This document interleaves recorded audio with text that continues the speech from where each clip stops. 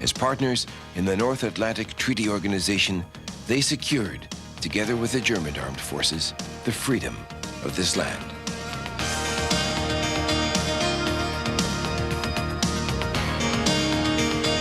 It is understandable that we hope to greet each and every departing soldier again in the future as a guest.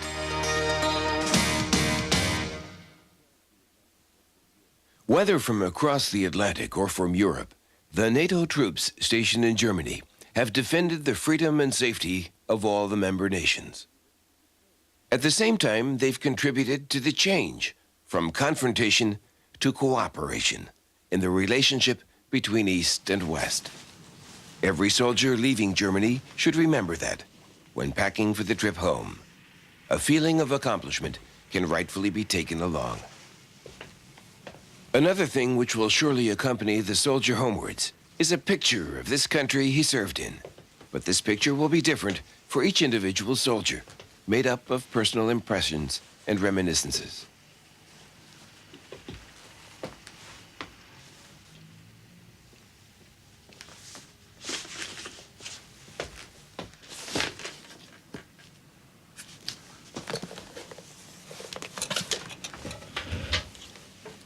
I can remember back when I was first unpacking this suitcase, so excited about being in Europe. It was just that I had absolutely no idea of where exactly in Europe I was. But during my time here, I've gotten a pretty good idea of Germany's size and position in the middle of the old world.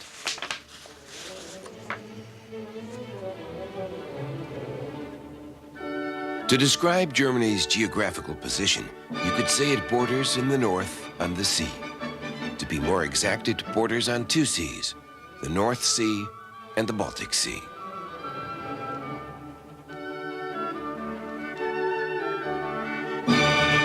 Hamburg, the largest city in the north, with 1.6 million residents.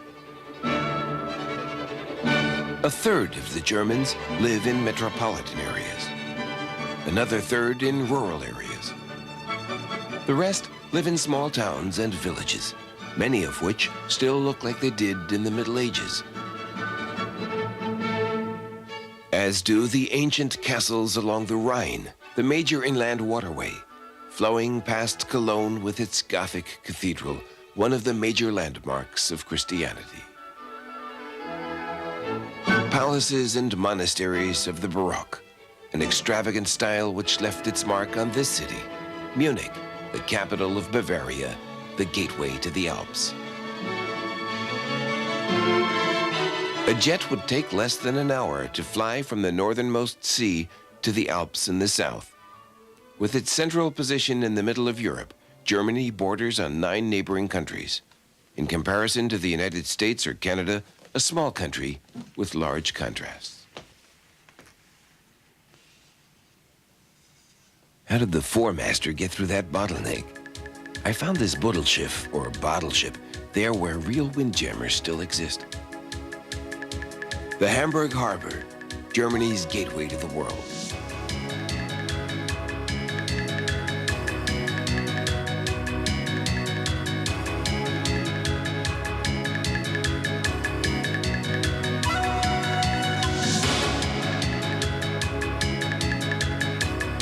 Merchant cities of the Hanseatic League. The typical North German Gothic in brick.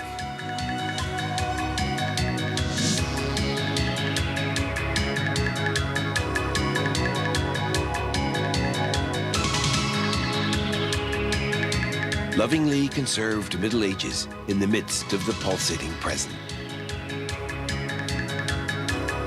Surrounded by fields, meadows, and seas, lies the Dutch headquarters in Zeedorf, near Zeven. Holland isn't far away, and the families of the soldiers enjoy coming to visit. That is, if the soldiers themselves aren't home on leave.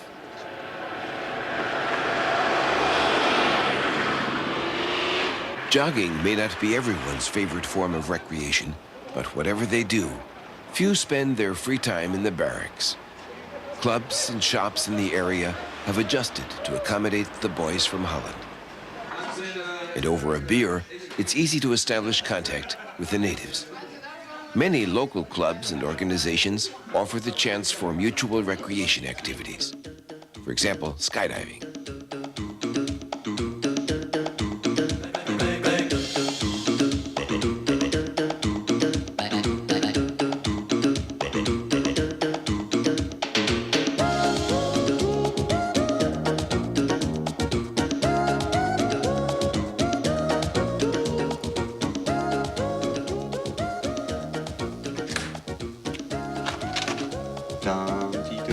That's a Funkenmariechen. The carnival in Cologne goes on for days, and everybody joins in and has a wild and crazy time.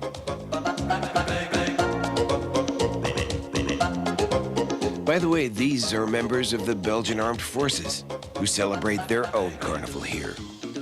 Belgium is nearby, and where its troops are stationed, many a German city has taken on Belgian features. Most of the professional Belgian soldiers have brought their families to Germany. Buses bring the children from the surrounding towns to central Belgian schools. Competition with German schools and sporting events has led to good contacts between the two nations.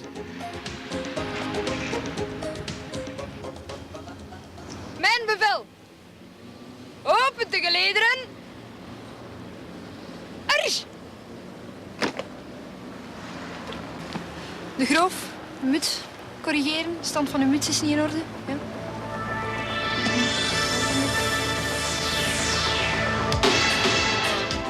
And after work, there's always the attraction of the surrounding countryside. Speaking of work, what do the Germans do? What keeps their economy going so strong?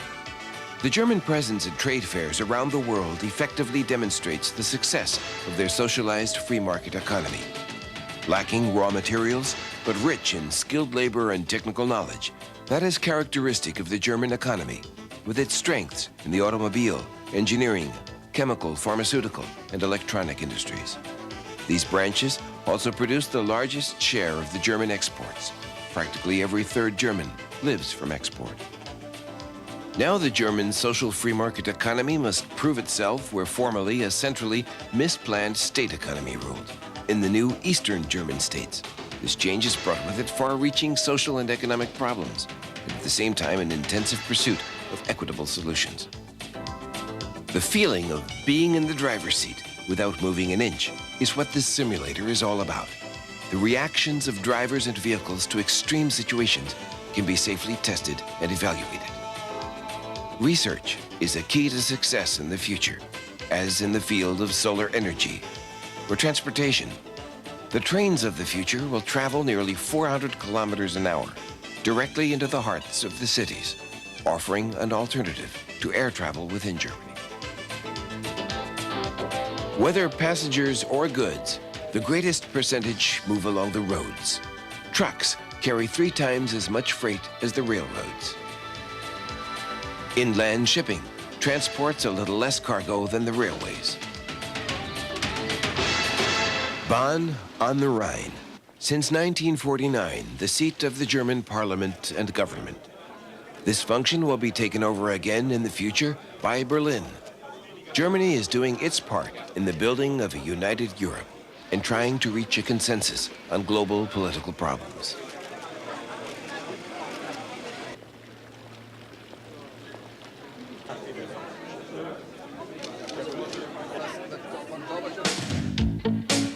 And the Rhine? Why is it so fine on the Rhine? Asks a famous German song. Many a castle or town along the Rhine or Mosel rivers owes its existence to the Roman occupation 2,000 years ago. And it was the ancient Romans who introduced wine to the area. Cheers. Prosit. Avant ta santé. The wine must be old and the girl young. That's why it's so fine along the Rhine.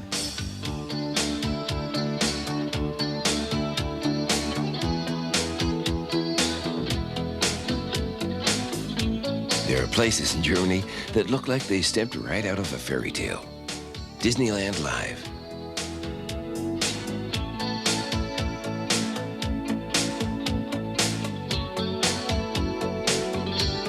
These three are members of the British Armed Forces in Germany. By the end of their tour of duty, they'll have learned to eat hot dogs out of their hands.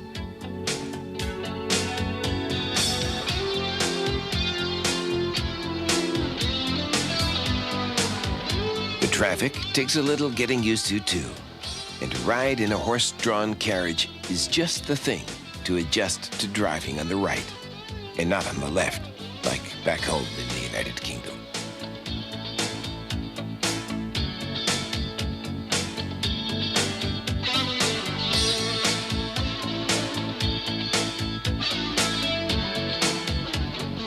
After a few months, they'll know what their favorite dishes are called and how to order them in German. They'll be accustomed to life in Germany, though not necessarily to sauerkraut and dumplings.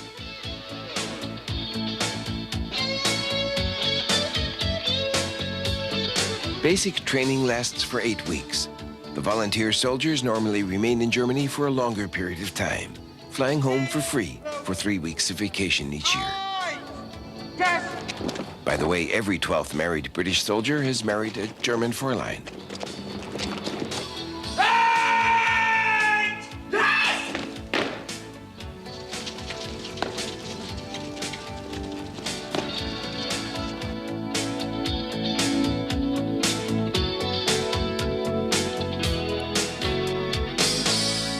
It's a tradition that every year a member of the royal family visits his troops here.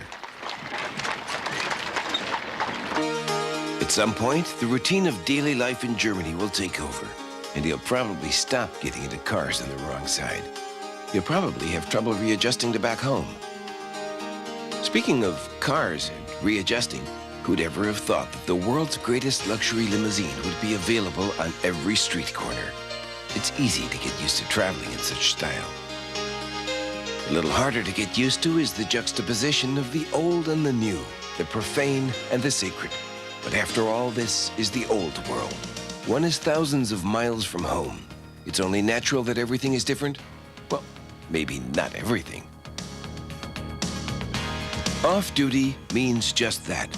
Out of the uniform and on the town. And when that town is Heidelberg, then it's a must. And not just because it's the home of the U.S. headquarters. The city on the Neckar not only has a famous castle in Germany's oldest university, but also many buildings from the Middle Ages, and a helping hand is always available for a lost guest.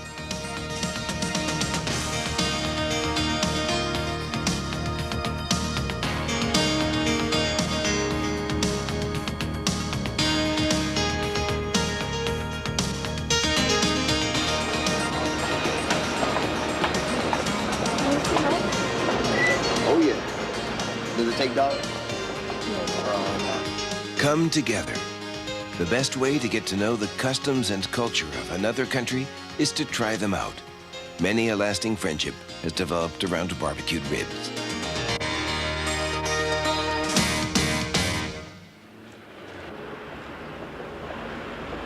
There are places around the bases, though, where you'd swear you'd never left home, which is good. After all, there are some things you just can't do without. Was möchten Sie trinken? Ein großes Bier, bitte. Nothing overcomes language barriers better than personal encounters. In Germany, an empty seat is an invitation to sit down. And during the course of a meal, it's only natural that neighbors get to know each other. Eating in the continental fashion looked so easy when he did it. We sat there for hours, and I learned what gemütlich means. The bear is the symbol of Berlin, and Berlin is definitely worth a trip.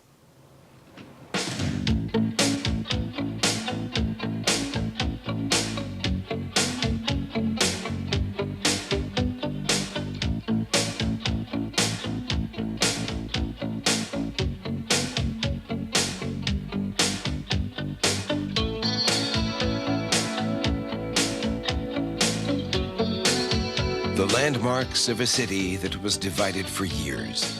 Divided by the wall, the symbol of oppression. November 9th, 1989. The citizens of East Germany force an opening in the wall. "We are the people" is their rallying cry, aimed at the oppressive machinery of the state. And the people refuse to submit any longer. The wall comes tumbling down, turns piece by piece into a souvenir.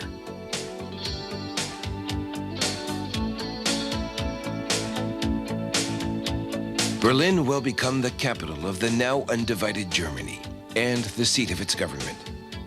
What was divided is growing together again, a dynamic process which would never have been possible without the solidarity of the North Atlantic Treaty Organization and the soldiers it stationed in Germany. Thanks to them, younger Germans in East and West are getting to know parts of their country which were strictly restricted until now.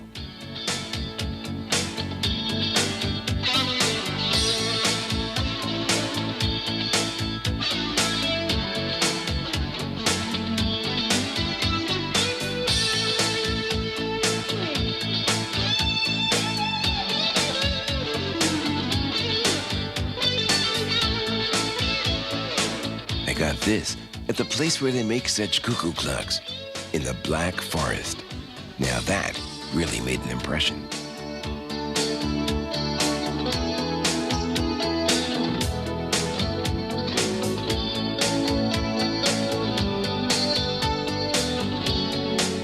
A part of that impression is owed to the French and Canadian soldiers who are stationed here and voluntarily pitch in to help clean up storm and flood damage. They've also been known to help the local wine growers at vintage time. The proximity to France makes it feasible to dash home for the weekends. On the other hand, the mostly young French soldiers have friendly relations with the townsfolk, and it's not unusual to find them spending the holidays under a German Christmas tree. And then there are the wine festivals. Wine brings joy and makes friends.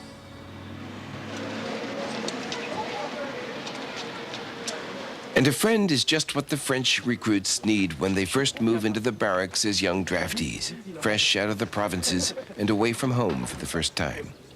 Together with basic training, the tour of duty lasts another 10 months.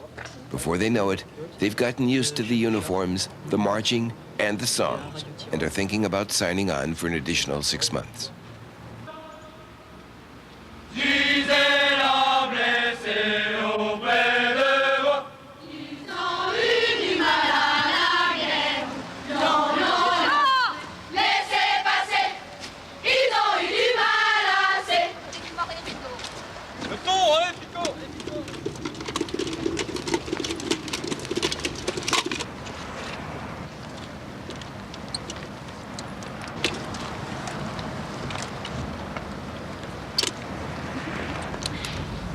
Vous le mettez en fente avant comme ça et vous la jetez en fouettant.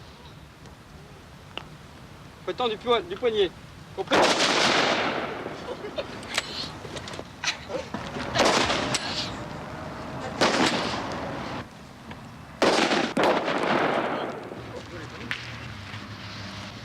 No, these balls don't explode. They're used for more peaceful pursuits. What has exploded is the number of organizations with both French and German members, and the number of partnerships between French and German units. These offer plenty of opportunities to get to learn firsthand about the customs and lifestyles of the other country. You might say they open up a whole new perspective.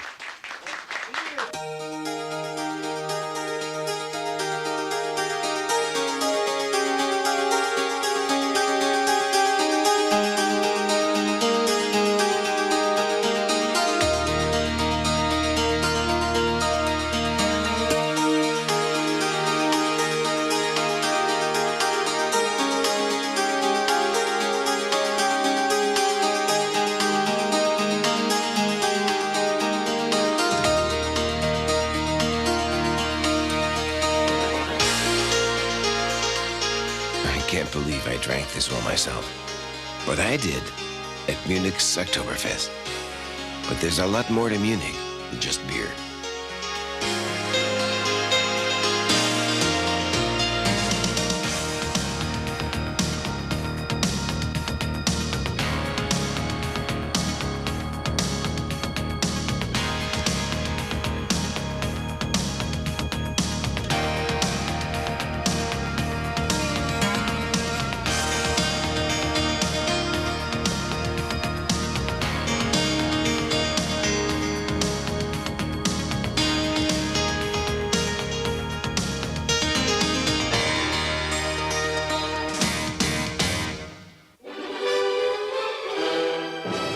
with the show. Every evening on over 500 German stages. Opera and operetta, dance and musicals. Theater and cabaret, reviews and concerts.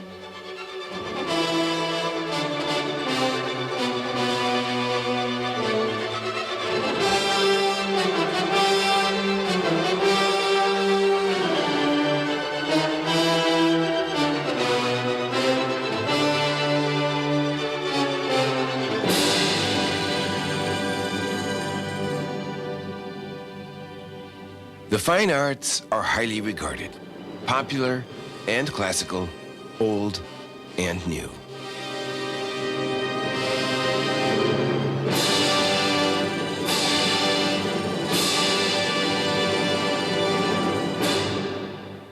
I always dreamed that one day I'd have a castle, all my very own.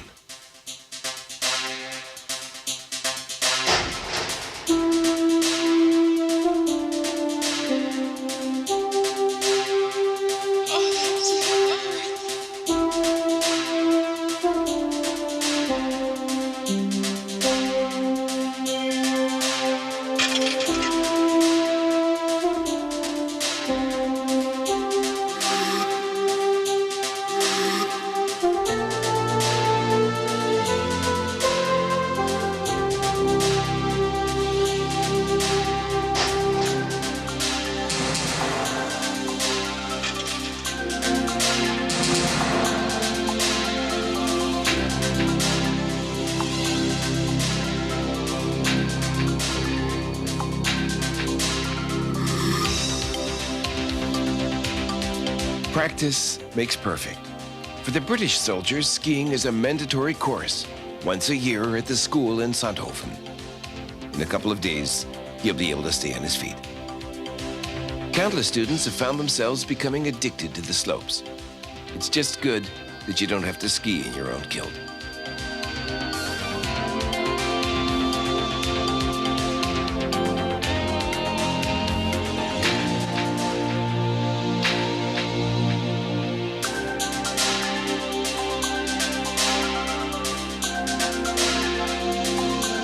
From the Alps in the south to the seas in the north, people of a nation which has developed a vigorous feeling of being integrated in a multinational, multicultural community.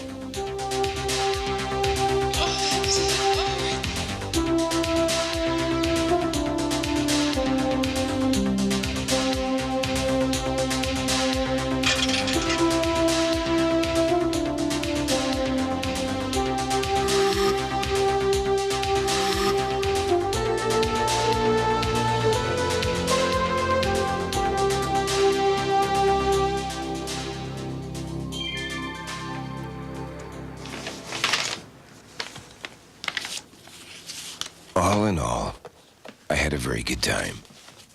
Now I'll be taking my Germany home with me in this suitcase. But I'm already thinking about Auf Wiedersehen.